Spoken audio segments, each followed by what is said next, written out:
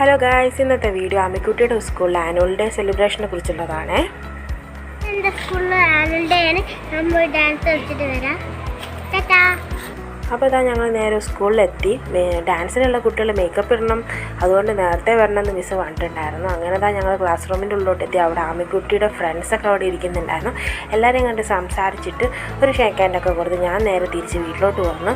പിന്നെ ഈവനിങ് ആയപ്പോൾ ഞാനും അച്ഛനും മോനും എല്ലാവരും റെഡി ആയിട്ട് സ്കൂളിലോട്ട് പോയി. മോൻ ഭയങ്കര എക്സൈറ്റ്മെൻ്റ് ആണ് കേട്ടോ ചേച്ചിയുടെ ഡാൻസ് കാണാൻ വേണ്ടിയിട്ട്.